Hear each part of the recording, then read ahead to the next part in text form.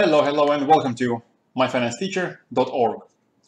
Let's have a look at gold in this video, and this time we're going to start with the US dollar. Before we continue, let me remind you guys to subscribe to the channel if you haven't, and click that bell notification. Thanks a lot. Sometimes there is a negative correlation between the US dollar, in this case the DXY index, and gold, and sometimes that negative correlation disappears.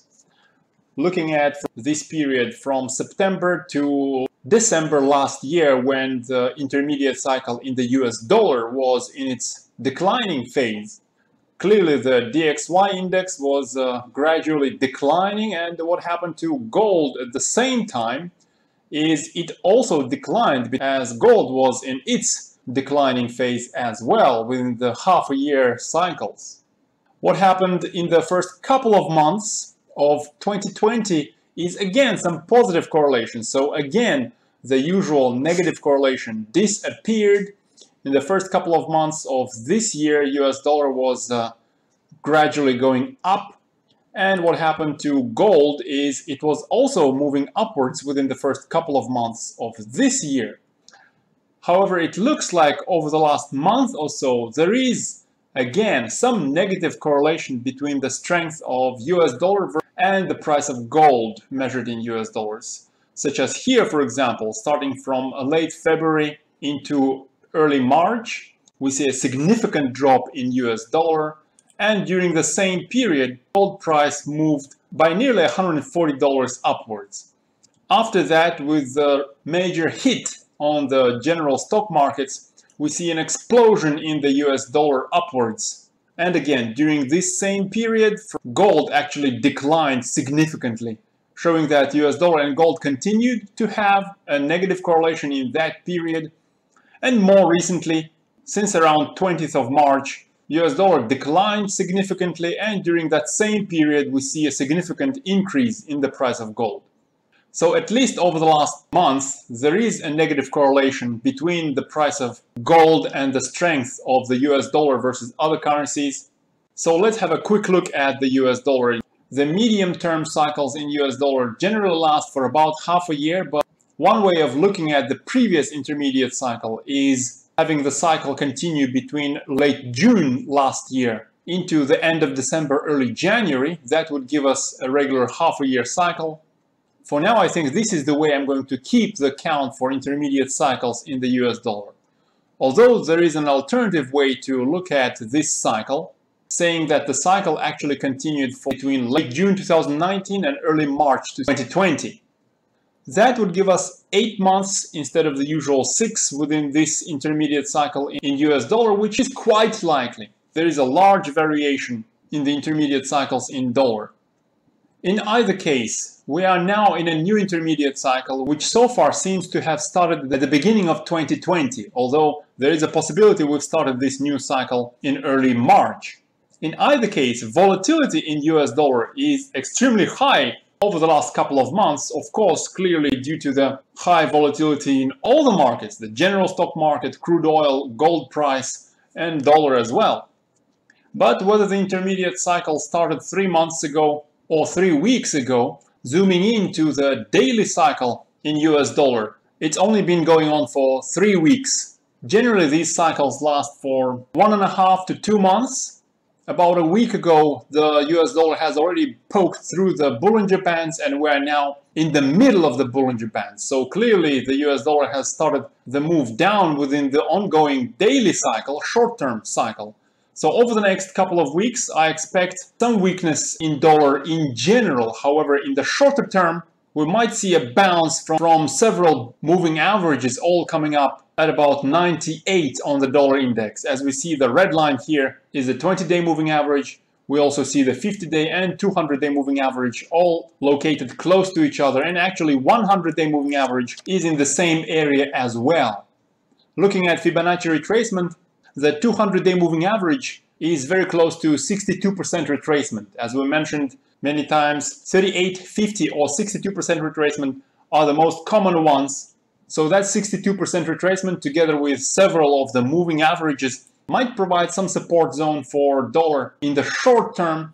So there could be a bounce for, say, a week or so, possibly followed by a further decline in the US dollar. However, if the stock market for some reason crashes again, that will likely lead to another run into the US dollars.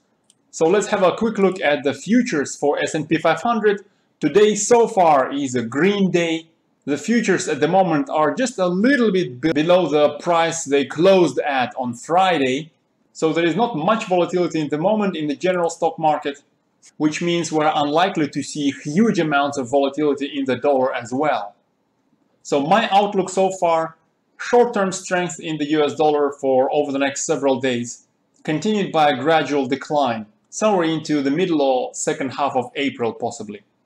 So with that in mind, let's have a look at gold. As I mentioned in my previous video, somewhere in the middle of March I was expecting a short-term bounce in gold price followed by a lower low. However, it looks like the bounce here in the second half of March has been quite strong. I didn't expect so much of a bounce. That's why I mentioned in my previous video that there is a chance that we have seen a shorter than usual intermediate cycle in gold lasting for only 4 months rather than 6 months. That is also not extraordinarily unusual. I'd say it's just somewhat unusual. But with so much volatility in all the markets right now, it's hard to say whether we will stay within the ongoing intermediate cycle and finally will make a lower low somewhere into April. In either case, for now, I am betting on stronger gold price with my 80% allocation, mostly into gold itself rather than the miners in my gold-related part of the portfolio.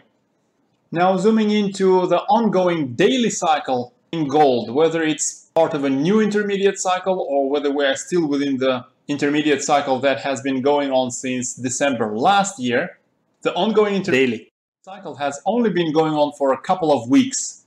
As these usually last for a couple of months, the daily cycle is young enough for us to see a higher high over the next short term. And with a couple of weeks duration already, it's also possible that we are going to decline for the rest of the short-term daily cycle. I know so far basically this says we might either see higher high or go down, but there is some interesting information I want to convey. Look, if we zoom in looking at 4-hour chart, it looks to me that we see a bull flag so far forming on gold price. And as long as we stay within this bull flag, as long as gold doesn't break below somewhere between 1600 and 1610, I still have enough conviction to stay with my 80% allocation in gold-related assets.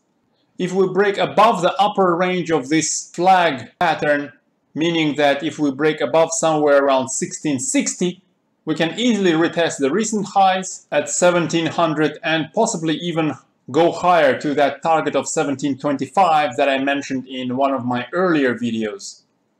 That of course would mean that we are in a new intermediate cycle and the previous one lasted for only 4 months. Alternatively, if we break below that area between 1600 and 1610, I would probably have to sell my position with a tiny profits. In that case, we'll have to wait and see whether gold will actually create a lower low, completing the intermediate cycle within the normal duration of about half a year, starting in December last year. Given our expectations on the US dollar with a short-term bounce over the next few days before going down into the short-term daily cycle low sometime into second half of April, I think there is a good chance gold declines down to that 1600 before shooting up towards the 1700 level. So the scenario with generally stronger gold price over the next few weeks is now slightly more likely than a significant drop in gold price, but the difference in likelihood among these two scenarios is not that great. There's probably a 60% chance that we're going to see stronger gold over the next few weeks, but there is also a pretty high likelihood, I would say maybe a 40% chance, that gold breaks down to retest the recent lows at about 1450. And next, let's have a look at GDX. GDX is another market with very high volatility. as gold is likely to retest 1600 over the next few days, GDX is likely to close this recent gap, and the gap is between 2330 and 2380. But just like with gold itself, if we go much deeper than 2330, GDX is likely to retest the recent lows at 19 or even at 17. So I want to keep my stop losses tight below that gap for GDX itself, although at the moment I have mostly gold rather than gold miners in my portfolio, as some of the mines are shut down at the moment due to the health concern issues. That reduces the supply of gold, so the stock prices of the miners themselves might do poorly, while gold price might actually do well in this environment. And whichever scenario takes place, the most important thing is to stay healthy. So be careful out there and good luck in your trades.